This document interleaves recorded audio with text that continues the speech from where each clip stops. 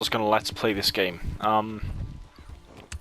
I decided against it. Why, you're asking? Well, because just look around you. And I have been fucking immersed in this world. Ladies and gentlemen, this is finally my official review for Red Dead Redemption 2. And I'm going to keep it highly serious, highly simplistic here for this video. I'm going to try to be as quick as I can in all of the aspects of the explanation and telling you why this is the greatest game I have ever played in my life. End of. Now, a lot of the games this year, I've been playing them and I've been saying, look, I enjoyed it for what it is. I've enjoyed this game for what it is, like the Black Ops 4, for example. It's a nice step up. The Battle Royale in Black Ops 4 is probably the best Battle Royale I've ever played in my life, because I think most other Battle Royales out there are absolutely fucking shit. Fortnite's awful. Player Ultimate Battleground is awful. Well, it's alright, but it's not that good. But, it's like this game here, you don't play that and think, oh, I'm enjoying it for what it is. Black Ops 4, I think, oh, I'm enjoying it for what it is.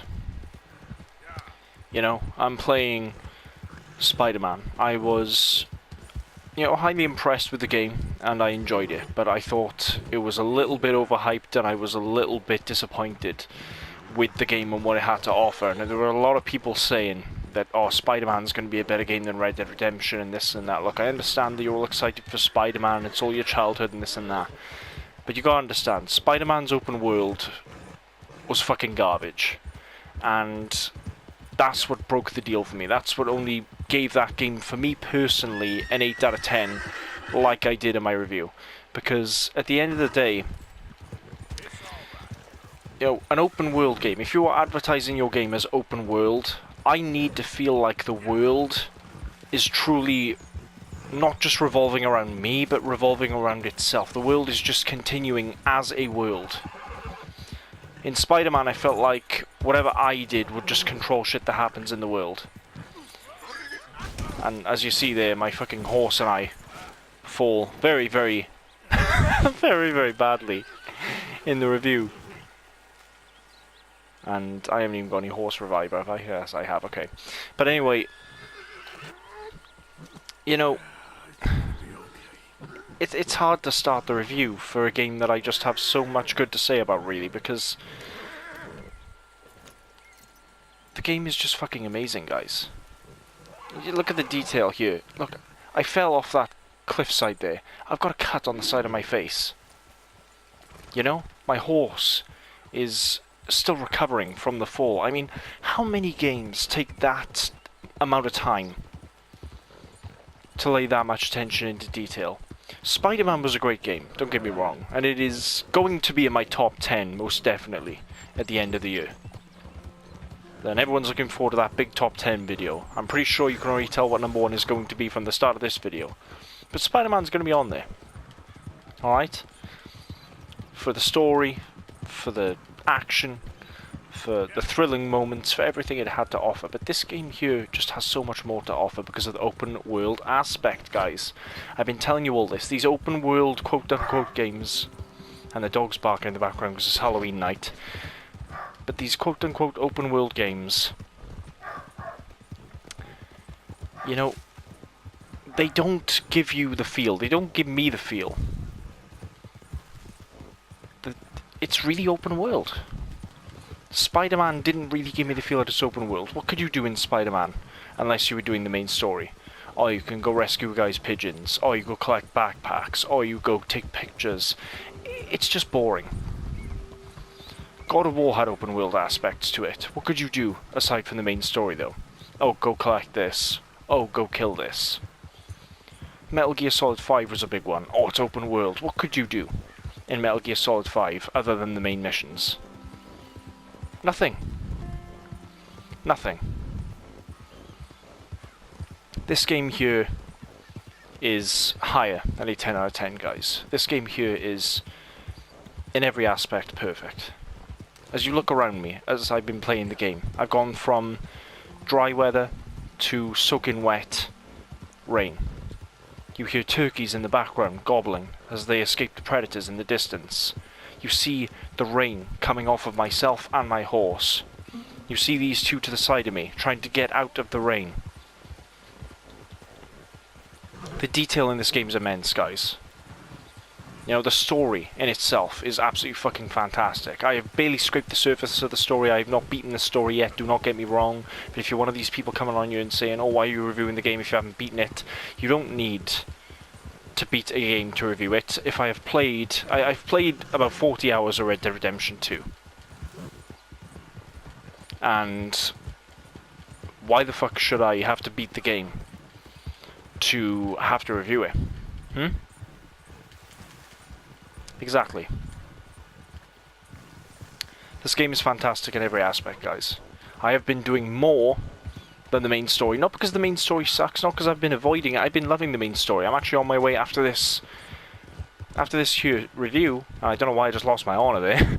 But right after this here review, excuse me, I'm going to do more of the main missions, because I'm intrigued to see what happens next. Each of the cutscenes gripped me. Each of the cutscenes wanted me to think, oh shit, what's going to happen next? Oh shit, you know, there were many moments. You've seen it in the streams that I've done, and some of the videos that I've done. You know, some of the videos I've uploaded, just random moments, like the video that I uploaded of the rapist attacking me. That was a completely random occurrence. That was just something in the open world. That was not a part of a mission, that was not a part of a side mission, it was just a completely random occurrence. And then I went back and I seen the guy, he was like, oh shit, you're back. I was like, yeah, damn right I'm fucking back. And I fed him to alligators in the Everglades. You know, to the right of me here, you see a fox hunting rabbits. How many games take the time to craft a living ecosystem inside its open world? Skyrim never had that. Witcher 3 never had that. The only game I can really think of off the top of my head that had that was the first Red Dead Redemption. The animals are region specific, they will live in their natural habitats. They will, you know, like in fucking GTA 5, they're like, oh, we're introducing dynamic wildlife, and like you'd see a cougar running through the streets of fucking LA, and it's like, what the fuck?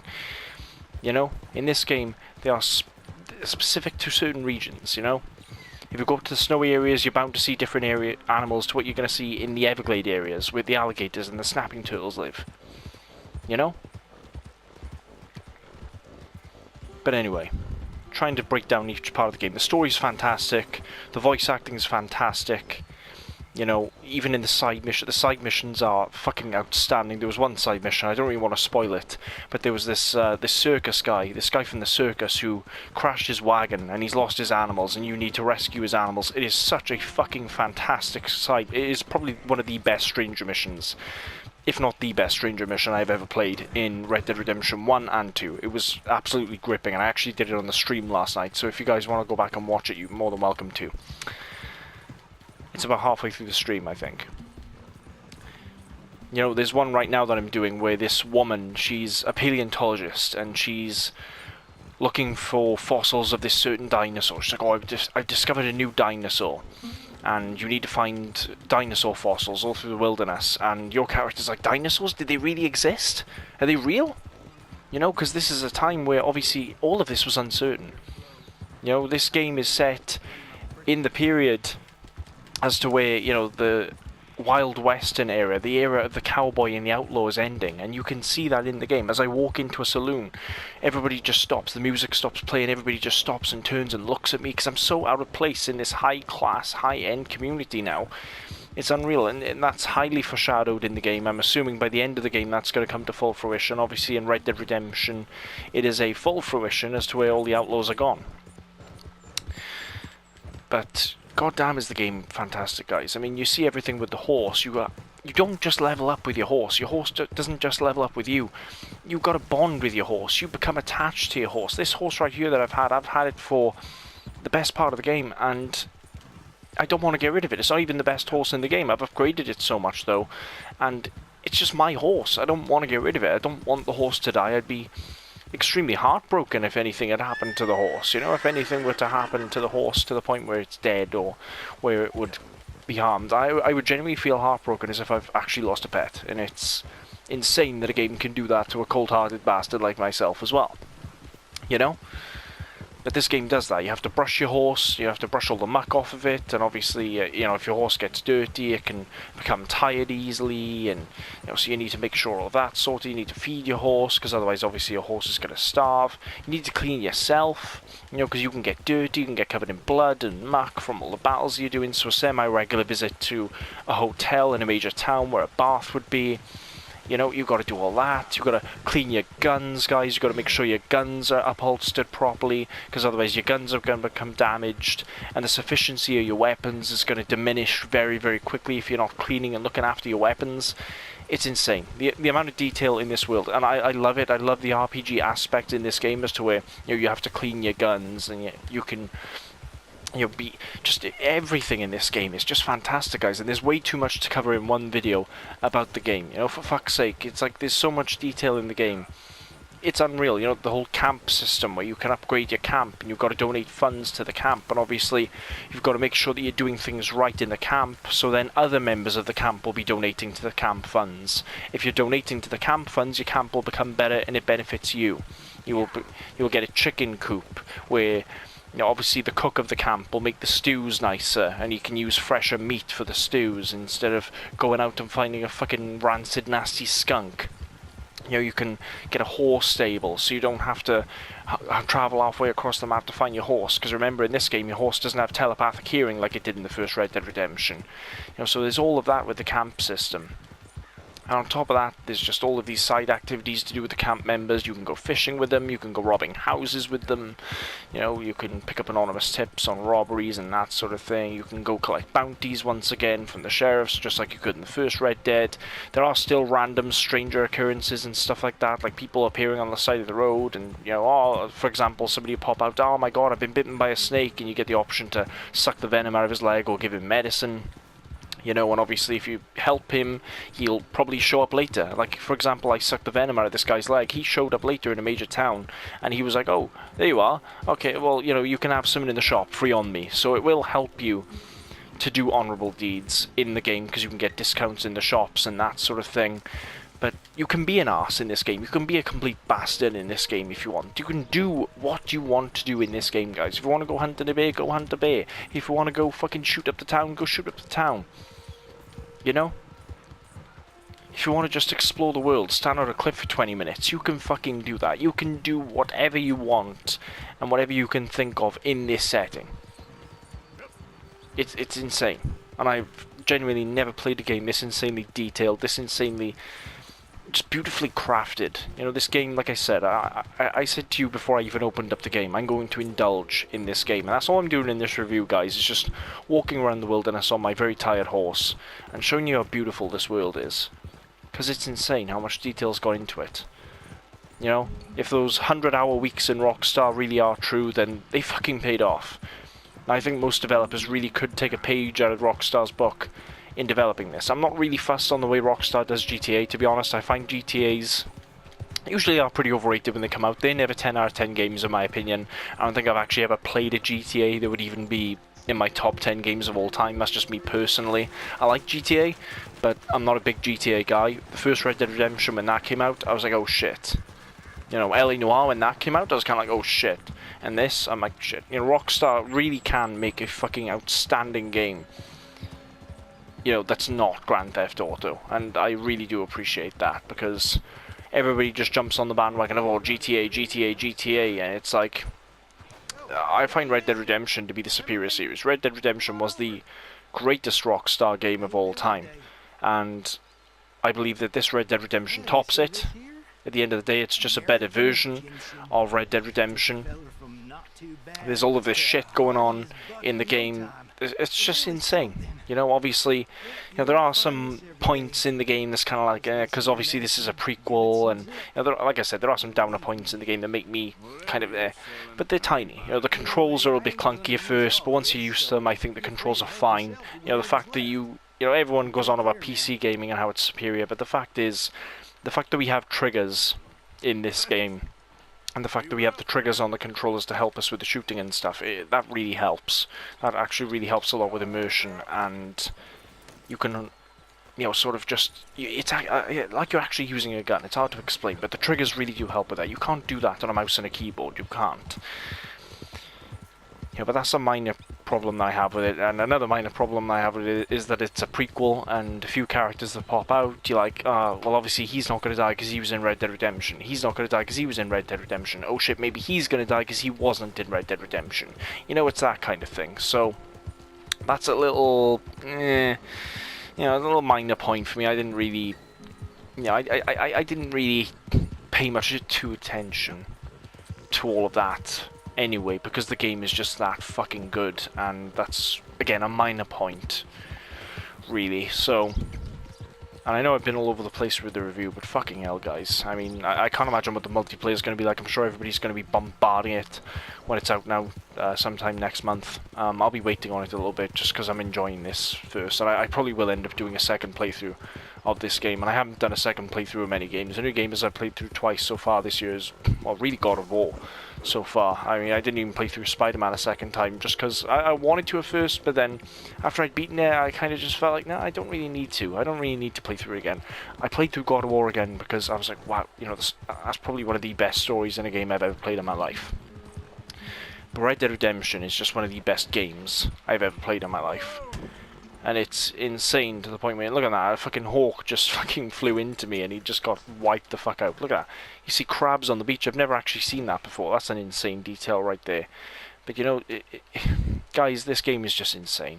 Words, as you can probably tell, cannot describe. And this was actually a turkey vulture, not a hawk. I should have figured by the noise it was making. Western turkey vulture. But anyway, as you can tell, words cannot describe how fucking amazing this game is, guys. You just need to go out and get it. If you haven't got the game already, if you haven't played it already, honestly, shame on you, because it's just fucking fantastic. Now look at that. Look at that right there. That detail right there. You know? And I just picked this up. Just a random, completely random occurrence, and that's actually Bonnie McFarlane from the first Red Dead Redemption. You will see a lot of this in the game, guys. A lot of you know, you'll see a lot of characters anyway. A lot of them are obviously in your camp with John Marston. Obviously, Dutch is the leader. You've got fucking Bill Williamson, Javier Esquella. You know, there's a lot of characters in the game. I haven't really run into many side characters. I've been looking for Irish for fucking ever. I don't really think he's in the game or not yet. I don't know. I've been looking for Seth. I've been looking for the fucking Welsh guy, Llewellyn. I haven't found any of them. But honestly, guys, Red Dead Redemption, 11, 12 out of 10, if possible. And I gotta just show you guys the raw beauty of the game once again. And yes, your horse can swim in the game, but don't try to make the horse swim all the time, because if it runs out of stamina, it'll fall in the lake and it'll drown. But again, just take in the sheer beauty of this game. Show you guys how massive the map is of this game. And again, I haven't even discovered everything. There's all of this down the bottom that I haven't even discovered. There's quite a few bits and bobs at the top that I haven't yet discovered. So it's just amazing, guys. Honestly, I can't say enough good things about the game. It's getting it way past a 10 out of 10 from me, and hopefully you're all enjoying it as much as I am.